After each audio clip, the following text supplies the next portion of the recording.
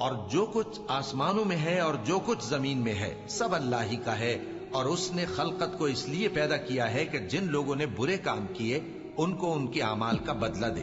اور جنہوں نے نیکیاں کی ان کو نیک بدلہ دے۔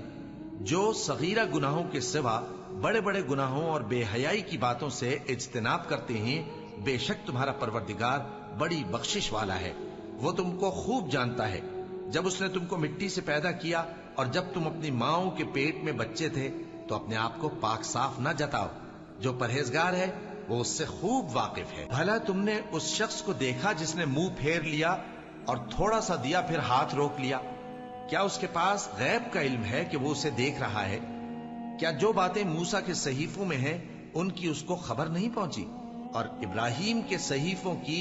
جنہوں نے حق اطاعت اور رسالت پورا کیا، وہ یہ کہ کوئی شخص دوسرے کے گناہ کا بوجھ نہیں اٹھائے گا، اور یہ کہ انسان کو وہی ملتا ہے جس کے لیے وہ محنت کرتا ہے، اور یہ کہ اس کی محنت کا جائزہ لیا جائے گا، پھر اس کو اس کا پورا پورا بدلہ دیا جائے گا،